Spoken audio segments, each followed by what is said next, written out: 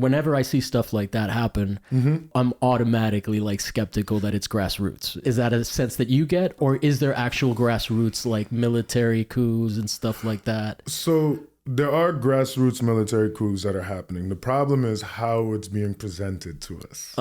So I'll give you an example going back to Niger. You know, they had their military coup. The U.S. imposed a bunch of sanctions. You know, Russia and China ended up stepping in and helping. You know, you speak to people that live there and they'll tell you, hey, the price of cement is like 50% off. I can actually rebuild my house now, or I can do this and I can do that. So when you speak to people on the ground, they'll almost suggest that things are getting better for them. Yeah. But when you get presented with Western media, you're seeing the embassy on fire and you're seeing them burn the American flag or the French flag. So you're like, holy shit, is my grandma's house about to be next? You know, that's what that's me and my brother's reaction, because we live in both worlds. We live here, but we have access to people that live there as well. So it is like, a lot of it does come from just information in general, where you're getting your information from.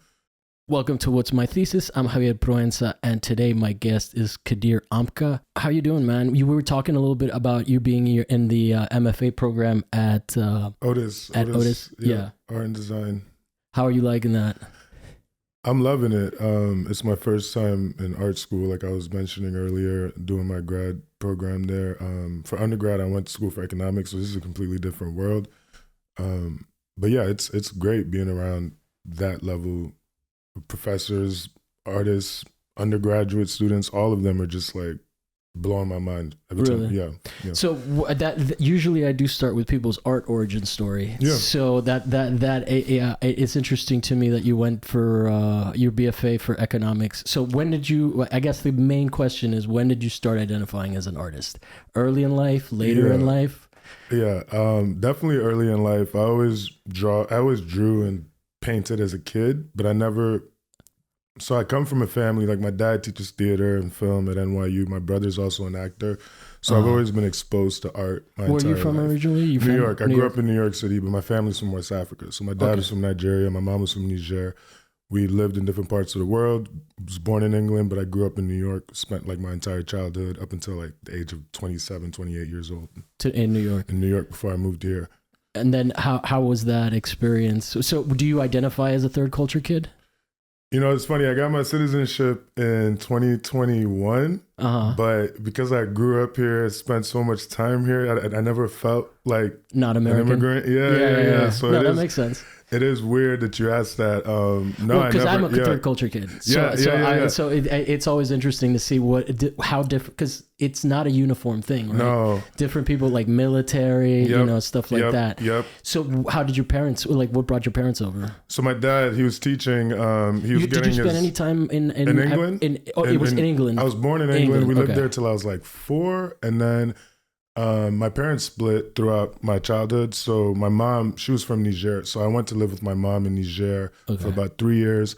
And then I moved back to the States to live with my dad. And I was there. We were in Massachusetts. We was teaching at Mount Holyoke, which is like all women's college, one of the sister colleges out there. And then he got a job at NYU, and we moved to New York when I was about 8 years old. And what was he teaching there? He was teaching film, theater, Africana studies, all that stuff, post-colonialism, that kind of stuff within Nigerian culture. Okay. Yeah. And then, so I mean, that must have been some influence, right? Like as a Latino, or as a Cuban, it bleeds into my life. You know? Yeah. You know, as a kid, I mean, it's like when you see your parents doing something, you kind of, at least for me, my brother followed right in the footsteps. I was always kind of rebellious, so I wasn't interested in theater or film. I never wanted to be an actor. To this day, like it doesn't do anything for me. People always tell me, "Oh, you should try it." I'm like, no, I don't want to do that. But the thing with fine arts is, when I was younger, growing up in New York City, we went to a school called New York City Museum School. Mm-hmm. At the time, it was kind of a sketchy school, but it was the curriculum was amazing.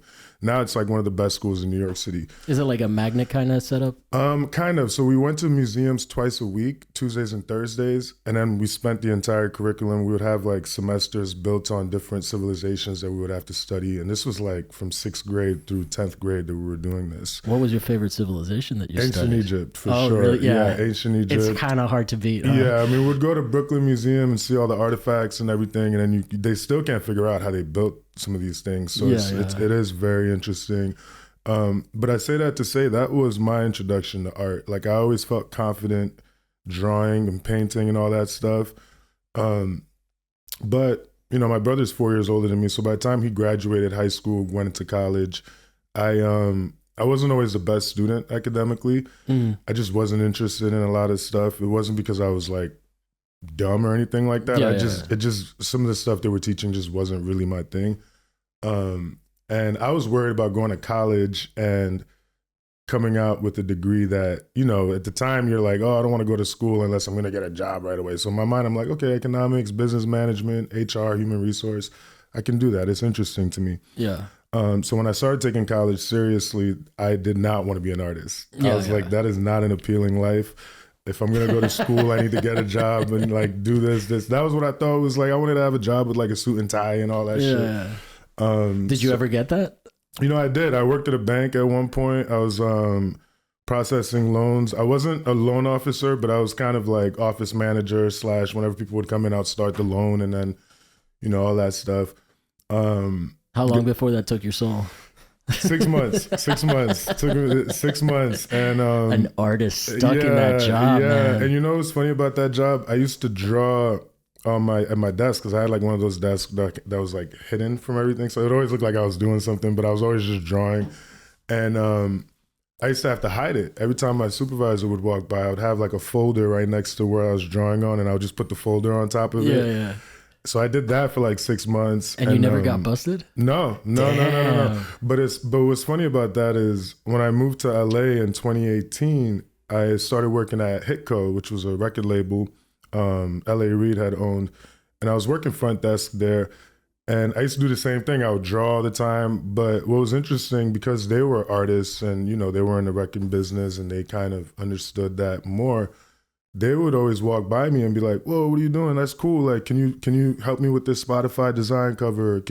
When I ended up leaving that job, I ended up doing a 20-foot mural for them. Oh, wow. That took me like 6-7 months to finish because I did it all freehand. But they encouraged me to be an artist versus that corporate world where it's like you're hiding, you know, with the folder and all of that. So, yeah. So wait, murals are not easy to do. No. And had you done one before? No, it was my first project at that scale. I've worked on big paintings, but nothing that scale. Yeah. I'm still intimidated about the idea of working that large. You know, it's funny, when it came to me, I didn't know what I was doing. I had to watch a bunch of YouTube videos on just how to prepare, what materials to get. I didn't know where to start, but I didn't turn the job down. Yeah. I did not turn it down because, you know, figure it out on the way. Yeah, no, exactly. He came up to me, L.A. Reid himself actually came up to me once when I was drawing at my desk, and he was like, hey, can you do a mural for me? And I was like, you know, people ask you to do stuff like that all the time, but it never follows through. But he kept pressing me about it. So I was like, okay, I have to do this. And at that point, I had already planned on quitting the job. So I quit in January and I started working on the mural in March, and it took me till October to finish it. But it gave me like, and it kept me connected to them. It kept me, you know, and I was doing what I love to do, and I was actually getting paid for it. So it was like the first time I really, you know, you fulfilled the dream. It was like of going. It was a big job of getting, and also getting paid as an artist, especially for someone who was thinking like you were. You know, like I need to go to school to get a job. That must be validating, right? And encouraging. No, absolutely. Cool. So then, 2018. So you were here 2018. When did you start school? You started like this year, last year? I started in 2023, so last year. Last year. Yeah. Okay. So then this is your graduating year coming up? Yeah, I finished in May. And then tell me about, well, first of all, like, Were you, when you did the mural, you were already identifying as an artist? Because I find that so you never had a problem just being like an artist and then also doing other stuff. No, it's never been a struggle to define as that. No, I mean, even going back to drawing at the desk all the time, that in a weird way gave me confidence to continue. And I would have people come up to me and tell me, shout out to Sophia Baccaros. I'm not sure if I'm pronouncing her last name right, but she was also an artist at Hitco. And she gave me the idea of doing my first solo show ever. She was like, you have so many of these. Why don't you just put on a show? And once she told me that, it also gave me a little bit of confidence because it's like, okay, I'm just here drawing, but people are seeing these in a larger context. And, that was something that helped me identify more as an artist. Mm-hmm. But even as a child, I always felt like I always knew I was an artist. I always knew I wanted to do something art related.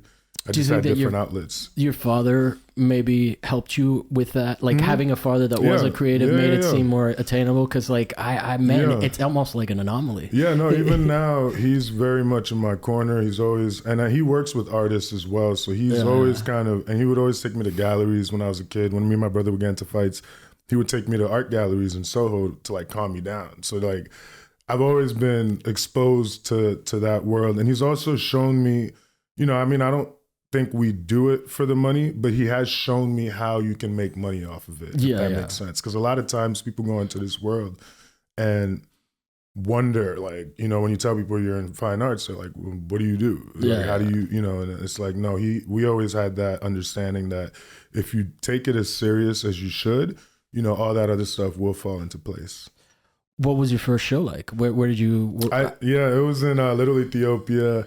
At Exhibit A Gallery, shout out to them. That's like Robertson? Yeah, okay. Well, no, Fairfax. Fairfax okay. Going towards Pico. Okay. Yeah, that area. It was cool. I rented out the space.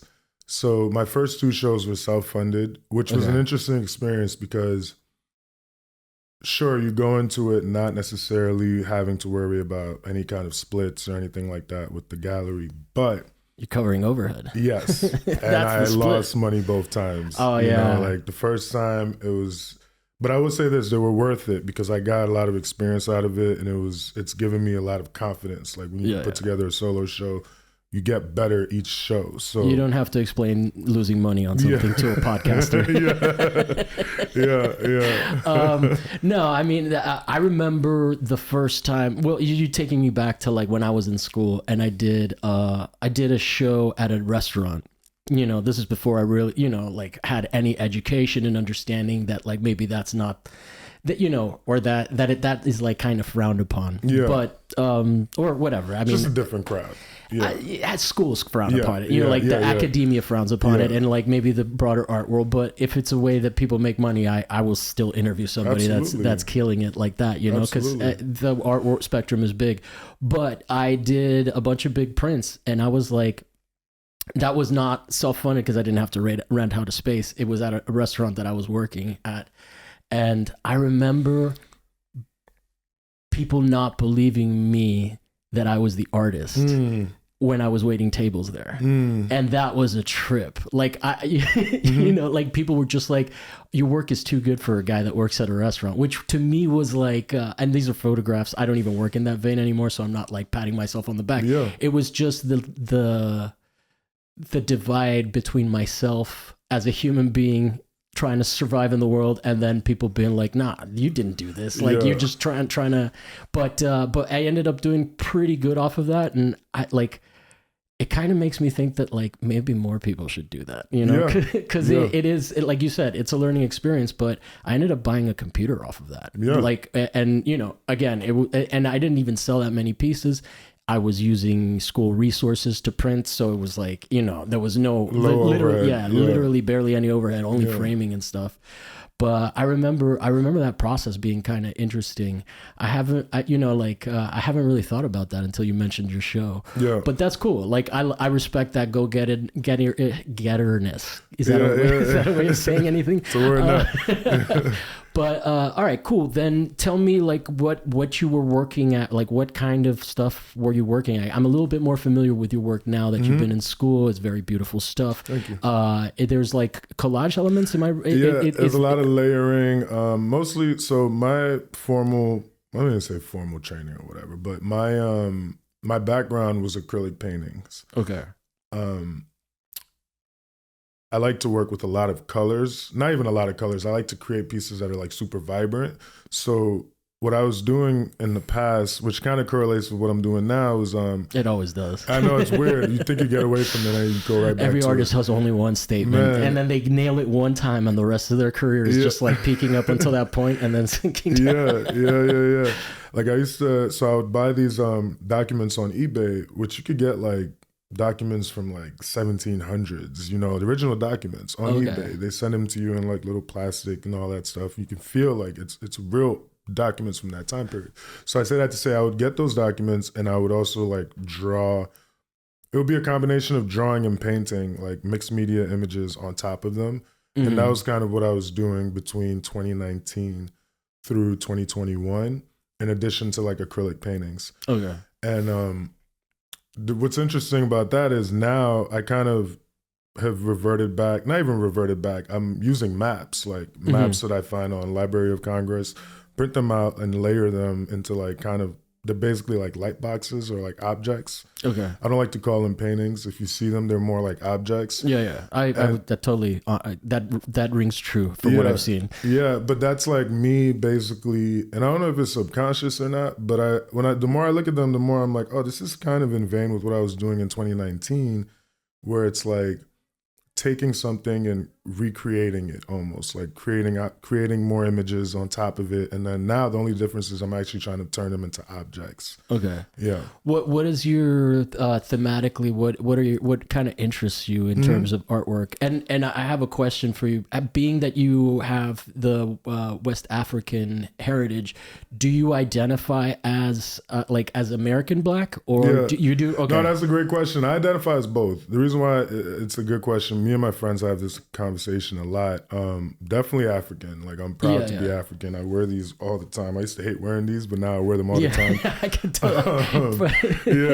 But because I grew up in New the York Bronx, does not sound like a kind place to be wearing. No, I know they used to kill me for these before the first Black Where's your Panther starter movie. jacket? Oh my God, man, listen.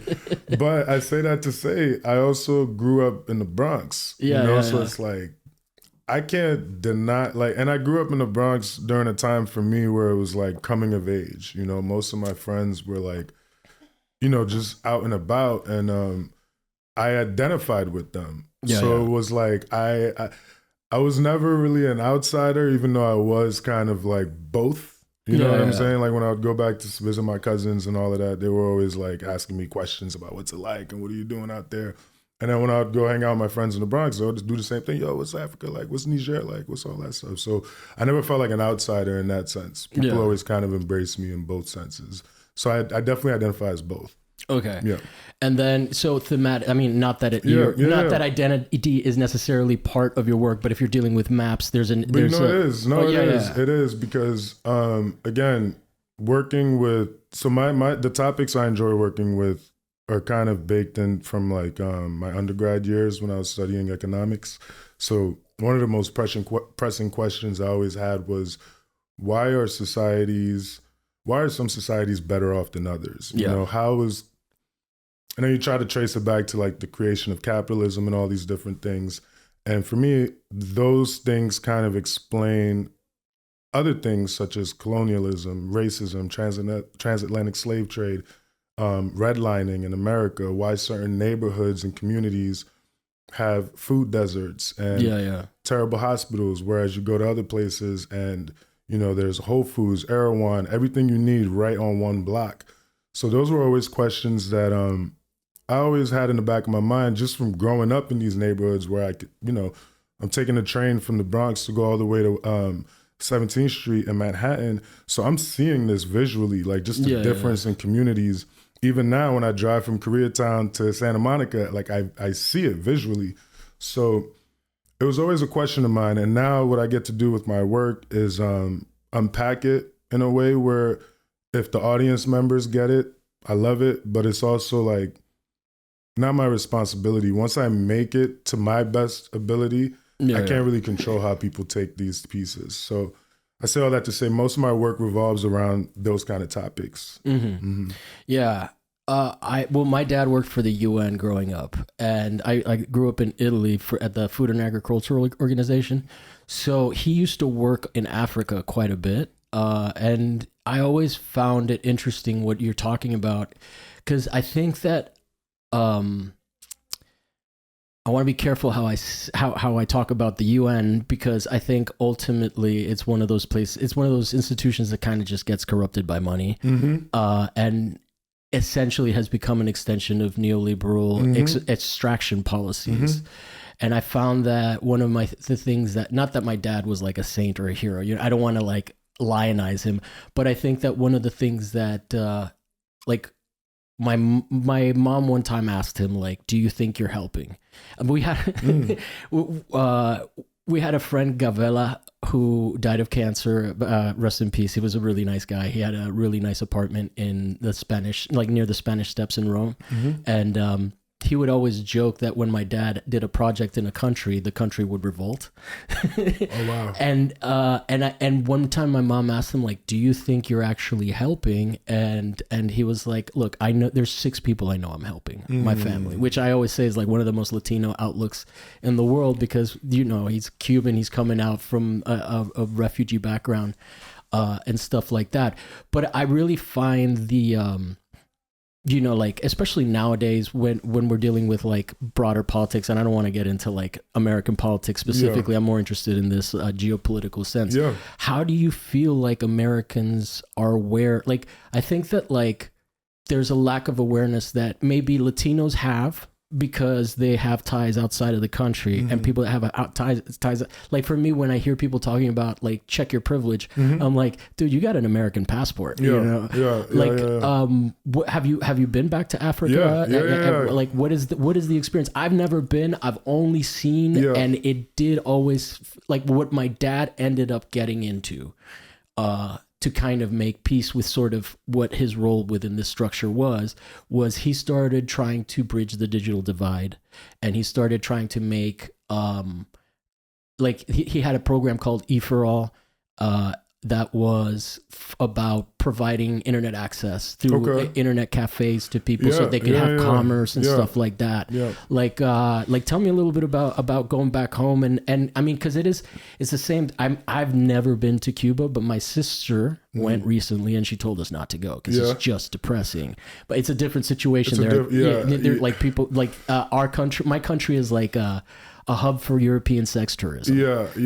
And like it's so funny because people think of Thailand and all of that, but like the poverty and the lack of resources there is just so insane. I don't know. I'm not too familiar with Nigeria's economy. Well, Niger specifically. So my dad was from Nigeria, my mom was from Niger. I haven't been back to Nigeria since I was about 8-9 years old, but I go back to Niger every year. And Niger, it's a French-speaking country. My family speaks French, and on that side, and their history is they get a lot of African countries. Can I just acknowledge there is like noise happening outside from workers? We can hear it. I just want to acknowledge it for the audience. I heard it earlier when you were speaking too. I was like, what the hell is that? But so Niger, just like a lot of other countries in West Africa and just Africa in general, they gained their independence in the 60s, which is like lifetime, like our parents were alive. My dad was born in British Nigeria. I say all that to say they're still dealing with the remnants of colonialism. About 2 years ago, there were military coups all over West Africa where they basically deposed of the sitting presidents who had direct ties to France. And they installed military juntas in place. So I say all that to say it's not safe for American citizens to go back right now. Or at least that's what they say, because I have friends and family that go back and forth. So that's a whole other conversation on how the media kind of skews things based on where you live. But to answer your question, last time I went to Niger was 2 years ago, right before the military coup. We went in May, me and my brother, and we went in March, and the coup happened in July. So when we went, we saw like the level of security and like these, because they know what's going on. Like the president, my grandma lives basically right on the same street, but on the opposite section of the president's presidential palace, whatever you want to call it.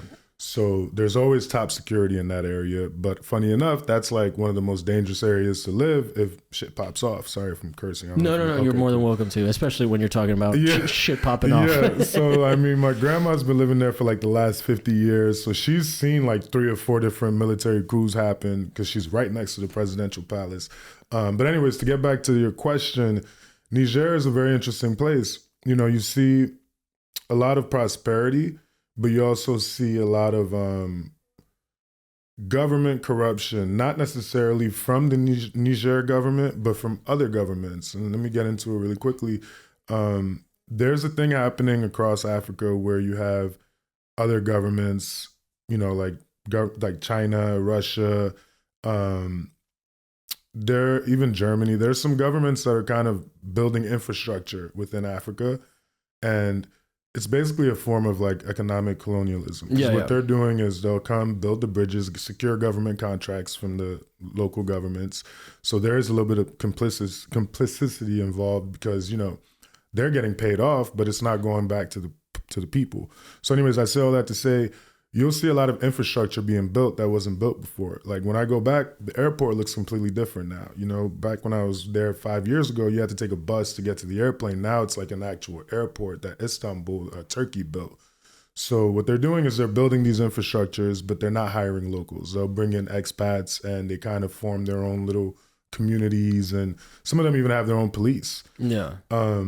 And it's almost like a libertarian haven, right? Where like or it's kind of like the dream that people have out here being executed over there. Yeah, exactly. Because there's opportunity to do so. Yeah. You know, and it's disguised as, oh, we're building up the infrastructure, we're helping, we're doing this, which, I mean, some of it is true. You're helping build bridges, you're paving the road and all of that stuff. But the problem is when you're not hiring locals and you're kind of creating this imbalance within the communities, it just leads to, I mean, this is a few generations from now, you know, that could either become an apartheid situation or it can, you know. So anyways, I say all that to say, when I go to Niger, I see these things visually. I see there's no social security. You'll see old women, blind women, babies, kids on the side of the street begging for food. You don't see that in America. You know, we have systems in place that will prevent you from seeing that. So I'm confronted with very extreme levels of poverty and also wealth. Yeah. Because you have people there that are, I mean, you know, in those types of places, there is a consolidated effort to keep wealth amongst certain people. Mm-hmm. So all you gotta do is drive down certain neighborhoods and you'll see like 5-story buildings. They're not even houses, they're buildings. And then you ask somebody who lives there, oh, it's like a customs officer or a border patrol officer because, you know, they're hand in hand going, they're as corrupt as it comes in those parts of the world because they're in charge of the borders. They're in charge of what comes in, what goes out. That's a whole other story. So it does shape my mind in terms of economics when I go there and then I come back here, for example. Not to say that America, I mean, Los Angeles, you know, we have a very big issue when it comes to housing and all these different things.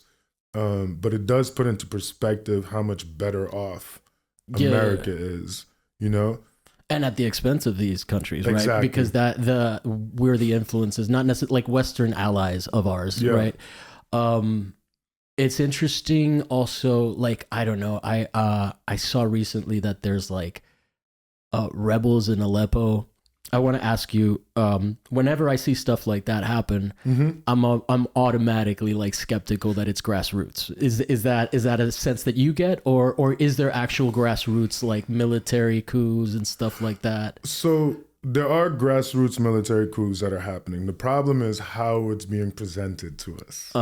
So I'll give you an example going back to Niger. You know, they had their military coup. The U.S. imposed a bunch of sanctions, you know, Russia and China ended up stepping in and helping. And what ended up happening is, you know, you speak to people that live there and they'll tell you, hey, the price of cement is like 50% off. I can actually rebuild my house now, or I can do this and I can do that.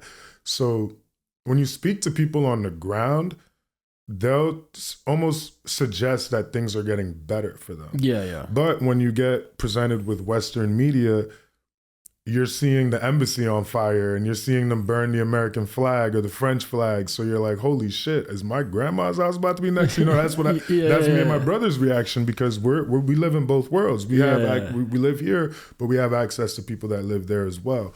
So it is like, a lot of it does come from just information in general, where you're getting your information from. What sources do you look at? Is there? I'm a anything? glutton for punishment. I read a lot of bullshit news. Like, I'll read the New York Post, even though I don't live there anymore, just because it's like entertainment to me. Yeah. But I also understand. Empty calories. Yeah, no, seriously. I just enjoy the Daily Mail. Like, I'm reading stupid shit, but I also try to go to like foreign networks, like Al Jazeera, for example. Yeah. They'll have some. Not unbiased, but. It's just a different bias. Yes, exactly. And it's important to see all of that so that you can come to your own conclusions, but also understand that everybody's biased. Everyone's presenting it to you from their perspective, Yeah. I mean, the AP also does a decent job of kind of being unbiased, but they also have their motives. So it's just picking and choosing, understanding what you're digesting, and also understanding that there's more to it than what's being presented.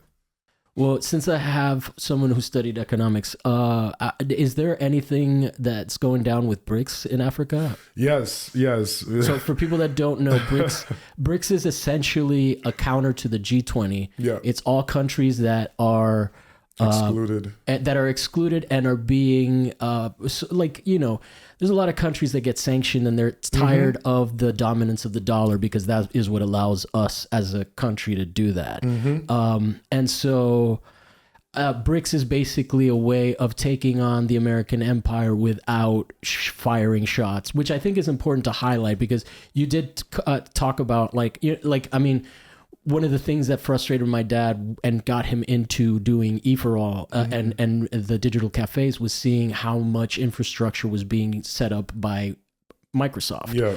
And we all know how good of a man Bill Gates is. Yeah. But it seems like that that approach has become more prevalent in countries, and it is a way. It's not necessarily a benevolent way of providing resources, but maybe sometimes can be perceived as less violent, right? Yeah. Like if you look at Libya, what happened there, that was really about de-dollarization, right? Like, so we toppled over this country. One of the worst fucking things this man ever did was get rid of his nuclear program, because if he still had it, we wouldn't have been able to do that. Yeah. And that now nobody's ever going to do that again. Yep. But tell me a little bit about BRICS and how you see that. Do you see that as a benefit? I mean, it's another devil, right? Yeah, it's definitely another devil. But I think, look, it's necessary when you have one country that's essentially monopolizing. Extracting everything is just being extracted and coming here. Yeah, we're like. I'm from Latin America and I cover a lot of Latinos just because that's who I kick it with most. Yeah. But like, if you really think of the entire global South, it includes Africa, or the global majority, as my Palestinian friend Nadia Tahoun said. But anyway, sorry, I cut you off. No, that's fine. I think BRICS is interesting because people aren't really taking it too seriously. At least some of the people I talk to, they're like, oh, it's just they're. And then you also have another group of people that are like, whoa, wait a minute. This is like interesting what's going on here. Yeah. I think it's necessary because it creates more of like some sort of a balance. You have the European Union.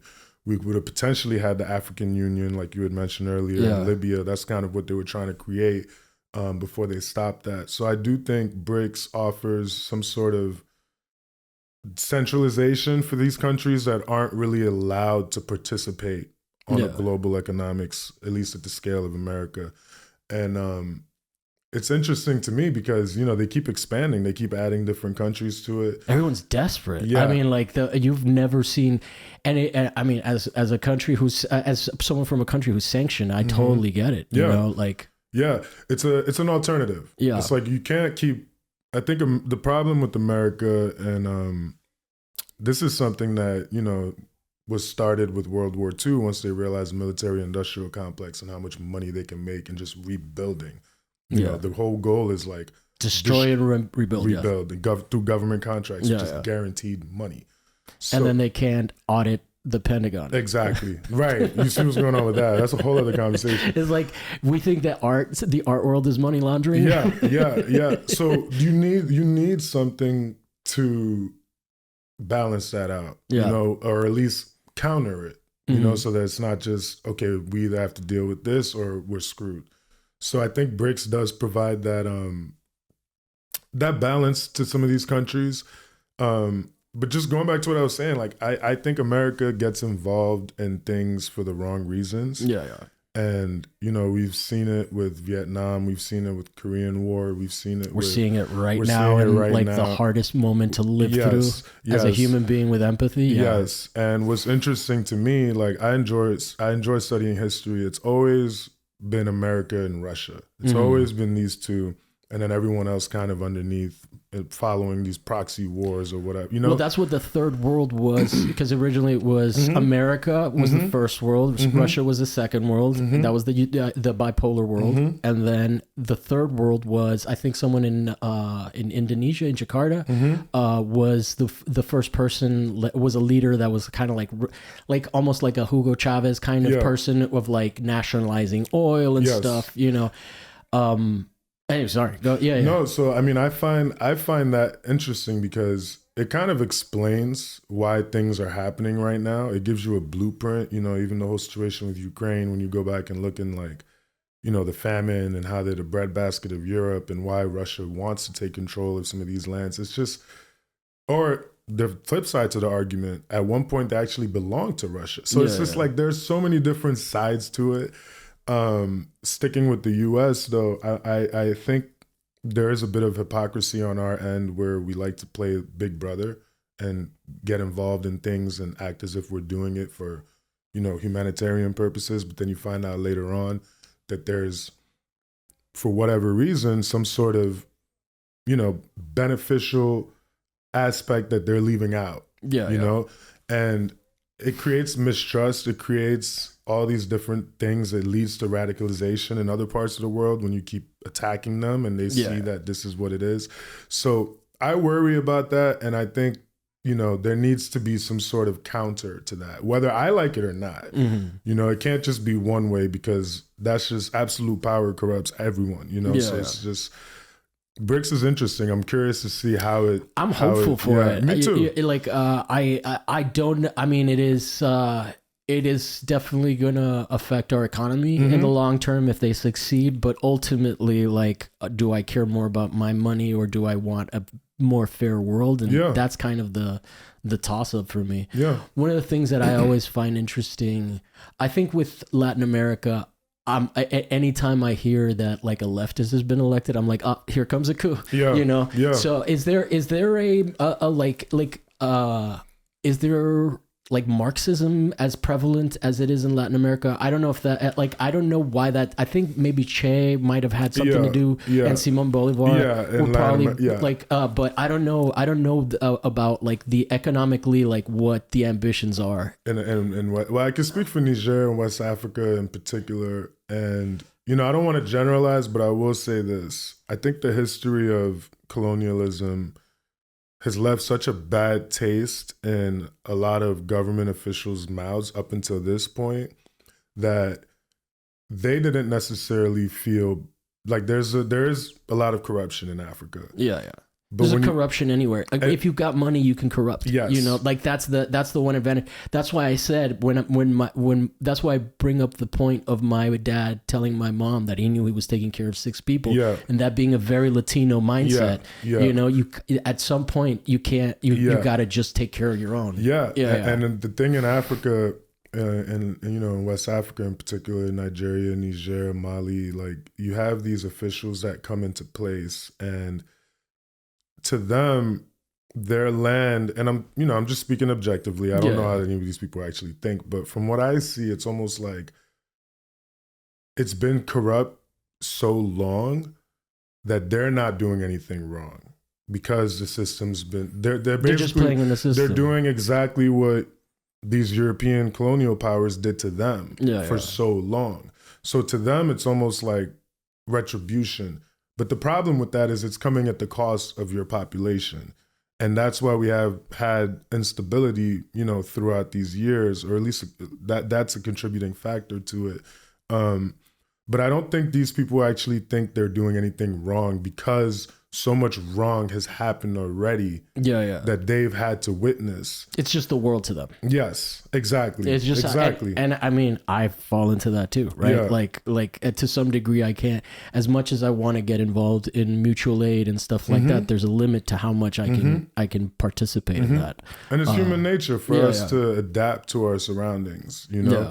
I think it does take a special person to come along and genuinely try to change things and not be corrupted in the process. And I mean, you see what happens to those guys. Yeah, you see what happens to those guys. Like, I mean, just think of Fred Hampton. You know, exactly. Like like, and my understanding is that Martin Luther King was murdered when he was like trying to bring poor people together. JFK, there's a long list of people where it's in that period, my mom keeps telling me, like, Javier, I know, my mom keeps telling me, like, I know it seems awful right now. I know what's happening in Gaza. No, they saw some shit. And that's another thing too. That's why history is important, because it puts into perspective where we are right now. And it also gives you context, like, holy shit, even though this is happening right now, things are a lot safer for me than it would have been 60 years ago, 50 years ago, 40 years ago. You know, for sure. And they were killing presidents. You know what I mean? Like, and I mean, they're still trying. They're still trying, but like, just picture being alive in that point. You know, if you're like 30, 40 years old during the 60s, you lived through World War II, and now you're seeing all, you know, the Korean War, Vietnam War, and now you're seeing all these presidents, the president getting killed, all these countries getting independence, and then fighting amongst themselves, like in Congo with Patrice Lumumba. You know, it was a mess that was created. You know, it was created from colonialism. It was created from proxy wars. It was created from the military-industrial complex. But that was a time when we were seeing in real time, you know, just the ramifications of all of that. So it does put into context what's happening now, because we're just dealing with the consequences of whatever we did 30, 40 years ago. You know, this isn't new. Yeah, it's a long tradition. Yeah. Well, I mean, we can go a little bit back into art. Let's do it. No, let's do it. But I really appreciate that. I mean, it's interesting to me, and I haven't really had a chance to talk about Africa since I was like a little kid, because I'm out in the U.S. I talk to Latinos all the time. But so then what are you looking to do? Are you looking to be an educator? What is the path for you now that you've got your MFA? Are you looking to be in one of these mega galleries? Is that the end objective? And I ask because all of them are valid on this podcast. You know, actually, I want to do both. I definitely want to teach at the university level, but I also want to have my work in, I wouldn't even say necessarily mega galleries, but what's funny about that is a lot of people that go against that, you know, a lot of people that are like, oh, I don't ever want to be in a blue chip gallery. It's like, guess what? Once you die, they're putting your work in there if you're lucky, you know, if you're lucky. So I don't have that in my mind where I'm like, oh, fuck capitalism, I don't want to make money. No, for me, it's like, I want my work to be accessible first and foremost. I want to make sure it travels to the right places. I want to make sure it ends up in the right places. But I also do want to participate and take full advantage of this world that's taking advantage of us as artists, you know? And being aware of that and understanding that. Because, I mean, we go into it mostly thinking like, oh, you know, I just want to create art and keep my head in the sand and not worry about what else is going on around me. But it's like, no, you should understand how these galleries function. You should understand what curators do. You should understand what type of people to avoid, what type of people to work with, you know, all these different things. And that's one thing I'm grateful for with Otis. It's definitely taught me that. It's definitely shown me that in different ways, you know. So Otis gets in a little bit more into how the art world works a little bit? Yeah, sure. And we also have curators that come to campus and they'll pick certain artists to put in group shows with other artists. Like I just did one with Leslie Fram, shout out to you. She curated a show at Good Mother Gallery. I think I saw that. Yeah, it was with all the MFA students, like 20 of us from different programs, USC, UCLA, UC Irvine, Cal Arts. So shows like that have given me an opportunity to kind of navigate the world a little bit in a different lens. Because I was doing shows before, but it was a different crowd, and it was people that weren't really. One thing I will say about these MFA shows, there are people that are there because they're investing in you as an artist. You know, they're buying your work because they're seeing it as an investment. They're not just buying it to put on their wall. And just navigating that space has been very interesting, and I'm grateful for the opportunity to do so, you know? Do you find that your peers are as... because one of the things that I've come up against, I don't have an MFA, and I kind of started this show in lieu of that, because I was like, I don't know if I want to like the resources that are involved in that. But do you find that because of your background in economics, you have more of like because I find that like a lot of people, I've even had a guest who's a homie, but kind of push back on the idea of schools, like the idea that schools are only supposed to teach you how to have an art practice, and and it's almost impossible for them to kind of teach that. Teach the business. Is that something that you're getting access to because you're asking questions about it? No. Or is that something that the school is providing? Because that's actually a pretty impressive thing. Yeah. So shout out to Otis. Shout out to my professor at TA for Corey Newkirk. He's actually the professor that teaches our class on professional practice. Okay. And professional practice, we break down everything. Maybe I should have him on the show. You try it. I'll put him in contact with you. He's a phenomenal artist. He's been in a bunch of different museums and whatnot. But his thing is, he's very honest. So he'll teach us, he'll give us basically like different avenues you can go. If you want to be a LAUSD teacher, if you want to be a high school teacher, if you want to be a professor in universities, if you want to be a studio artist, which grants, which... how to write proposals, all these different things. Like, we are actually learning how to do that. So it really depends on where each person wants to go with their career. You know, if you want to apply for fellowships and all that kind of stuff, like, we're learning how to build up those formulas, how to build up those papers so that people can actually read them and improve you. You know, like, we're not just doing it in the dark. That was something that I was doing before I came to this program. Or even like pay for play, for example, if a gallery hits you up and, you know, they want you to pay to get in and that kind of stuff. Just understanding which ones to go through and which ones kind of, you know, you shouldn't really. So it's just, there's a lot of. And pay for play would include maybe, entry fees for like juried exhibitions, not just straight up like galleries where you pay to show your work. Like exactly. That's a big. Exactly. Pay for play can include a big, is a big umbrella. Yes. And I mean, when I was starting off out here, I did pay a couple times to be in like group shows. It was like $40 vendor's fee or $50 vendor's fee. But I also was able to build a network with these people. So it's like, after a while, you're not paying anymore. They're just asking you to come do, you know, so it is people beneficial. But they need to get to know you first, so it is beneficial in a sense, but just strategically maneuvering that space, you know, understanding where to go, where not to go, and also understanding what kind of work you're making, because sometimes, and this is something I actually figured out before I got to this program, but I've really lasered in on it. Not every piece is good for every show. Yeah. You know, like, you have certain pieces that are specific to certain environments, and then you have other pieces that you can put together at like a day party or a restaurant or that kind of stuff.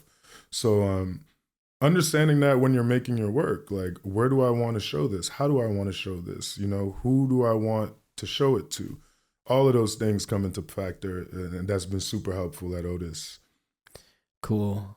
Well, can we get a little bit into influences and stuff, like people, because one of the things as a non MFA grad, I don't get exposed enough to as many artists. I'm going to start doing this more. It just recently occurred to me that I like could use the people I invite on as a resources for different stuff. So like, who are you into? Like, who really speaks to you, especially that speaks to your practice directly. Yeah, one of the biggest influences right now, because it changes throughout, depending on what you make and where you're. But one of my I'm not as into John Hartfield as I used to be right when I was first learning about. Like when I applied to Otis, I'm still really into Kerry James Marshall. He's my favorite living artist right now. Yeah.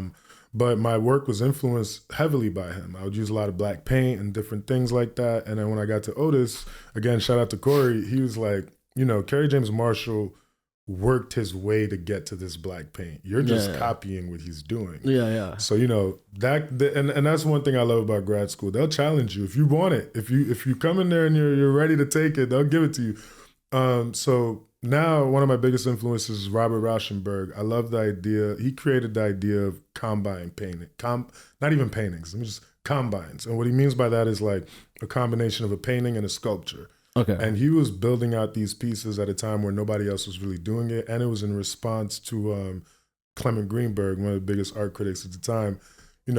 He was one of those people that was like, a painting is a painting and a sculpture is a sculpture, trying to like label things. And, at the time. Till he got smacked down by Stella. Right. But, at that time, people really believed that. People were like, there is a history. It's the new gospel. Yeah. And Rauschenberg, countered that with his pieces. And that was something that inspired me because, being in grad school, you notice after a while, everybody can paint, everybody can draw. What makes you separate from your peers? And it's not to say it's a competition. It's just to say we are there to grow as artists. So for me, it was important to get out of my own way of like, why do I want to be this type of painter? Why am I even doing this? Why am I trying to emulate these other artists when I can just combine all of my interests into something completely different from what I've been doing? So that's what led me to making these objects where it's like, they're very much rich with historical context. And I'm also building like borders around it with like fabric, that I've always wanted to work with. I just couldn't really figure out how to incorporate it. And I'm also painting on top of these things. So it's basically combining all the things that I'm interested in, including economics, and creating work with that versus approaching it with from the standpoint of this has to be a painting. Everything has to be painted onto it, or everything has, like before, a lot of my references would kind of be like similar collage, like all around each other, but they were painted. Like I would actually paint the layering, like signs and all of that stuff. And, it's cool to do that. It definitely helped me conceptualize a lot of the work I'm doing now. But after a while, it's like, why am I painting this? If there's a photograph, why do I need to paint this? It's like, that balance kind of becomes an interesting line to toe. Excuse me. Yeah. It's interesting that you say Kerry James Marshall, because I definitely see the lineage, despite the fact that figuratively it's not necessarily equal. What is there like? Is there a? I see a bird motif. Yeah. Can you talk a little bit about that? Yeah. Because I think that's a really interesting, and I think it ties a little bit, like as a representative creature. Yes. Go ahead. No, I can tell you right now. So the birds, especially with these maps that I've been using, maps historically are only accurate to the person that made them. Mm-hmm. Meaning, we have maps and maps change, like things change, neighborhoods change, environments change. So maps have always been kind of in itself playing this weird game of hierarchy where it's like, okay, if you know, but if you don't, and then also who's using these maps? Why are they using them? Most of the time it's for expansion and different needs. There's a lot of capitalism tied to it. So going back to the birds, what I like about birds is they have that view, just like the bird's eye view. They can see the world for what it is, versus how we're creating it based on whatever resources or whatever it is we're trying to gain out of this map. So I like the idea of them being closer to the truth in terms of how we view landscapes and how we view areas than we are. And I also like using specific birds that are native to specific places that I'm working on with these maps. So like what places do you work So with? I'll give you an example. I did 2 maps based on Oakland, California and Brooklyn, New York. And there were redlining maps that came out in like the 30s after the Great Depression, when they were handing out these maps to financial institutions so they could figure out which neighborhoods to loan money to. But these are color-coded maps. So it's like if you lived in the red zone, you were considered, poor / black and brown, because that was really how they were using these maps to figure out, it was coded racism. But anyways, for those two maps, I used crows, which was like, there's crows here, there's crows. Really smart animals too, which is super smart, But have you watched those videos? Yeah, no, they're fucking genius. entertaining. Yeah, they're genius, and they're scavengers. They go after it. You can just fucking spend hours just watching crows. So I'm glad that's. Anyway, go ahead. So I used crows for that, but I didn't want to use crows for. Now I'm using maps of like British Empire and world and all its territories, or. What's the most surprising part of the British Empire when you go back and you look at a map and you're like, oh wait, that was part of it? Because Falkland Islands is one for sure, but is there any that stick out? It's not necessarily any that stick out, more so the amount of people that they were able to control, even in India alone. Yeah, that's the crazy one. It's like and then you look at the United Kingdom on the map, it's a tiny little, it's like 3 little islands, but they were able to take over all of this land, all of these people. I think that's what surprises me the most. Not necessarily one country, but just the amount of people that were part of it, and different cultures and all of that kind of stuff. Can you imagine going so far back that like spices are a resource that you take over? I mean, maybe they still are, right? Yeah. But the interesting thing about colonialism is that there's always, like, as technology develops, there's new shit to extract, right? So like all these rare metals and stuff like that. One of the curses of being Haitian, aside from French colonialism and having to pay reparations to France for rebelling. Which is crazy. Until like 80s. Yeah, which is crazy. They had like before there were any humans there was a meteor that crashed there that was made out of iridium. Okay. So it's like a metal that doesn't conduct heat the same way, and like because of that, it's just always going to be fucked there because everybody's trying to fuck it. Even in Niger, they had uranium. They were extracting that. In the Congo, you have cobalt. And then pre-atomic bomb, maybe uranium wasn't that relevant. Right. So, I mean, yes, resources changed. The need for resources definitely changed in accordance. And it's funny you bring that up. That brings the whole thing for me is like, I've been watching this video on YouTube about the birth of capitalism, how it started, modern day capitalism. Send it to me when I got you. It's an amazing video. We have similar interests, I feel. They explain basically how it started in Amsterdam with their stock market. And, once they started trading spices and all that stuff to different parts of the world, they figured out that certain things are more valuable than others. How do we find these things? Oh shit, let's go sailing in North America. They find a bunch of beavers in New York, and then they established New York as part of their. So now it's like New York, Amsterdam, and London that are all competing, and it's just a whole thing. But it also explains again why we have so many issues now. These are. One of the biggest conversations, not biggest, but I have this debate often, like what came first, racism or capitalism? And for me, it's like, they didn't even know other races existed without the need to expand. Yeah. It's once they found these other races, once they stumbled across different parts of Africa and all of that stuff, that they realized, oh shit, there's money involved here, including the slave trade. So to me, I looked at it like racism was used to justify capitalism, but capitalism came first. Yeah. I have some friends that say otherwise, but again, I look at it just based on how would you even know these people all the way over there look different than you if you weren't going over there to look for something to extract so that you can come back and make money, Have you watched Shogun? Yes, love Shogun. Yeah, all right. Yeah, that reminds me. I don't want to spoil anything for it, but it's literally. It came out a while ago. They had time to watch. It's literally about this, but it is from a different perspective. And what I love about that is that the Japanese are calling the Westerner a barbarian or savage, you know, and that perspective, there was a period where I used to cringe where people were like savage, and I was like, that's like kind of not a good word. Yeah. But yeah, I don't know. I think that perspective has kind of turned it around on me. Yeah. So one of the things that I also appreciate about the layering element of the work is that having grown up in a place like Italy, or like Rome specifically, which is called the Eternal City, it's technically like 4 different cities stacked on top of each other from different eras, right? You have like the Etruscan stuff, then you know, and then once the kingdom unifies, you have you go into fascism and stuff like that, but there's the Roman Empire in there somewhere too. And for me, what, like, that is a city that kind of does that, where like you can go underneath and you can be like, oh, this is like older than anything that I could see that has been excavated.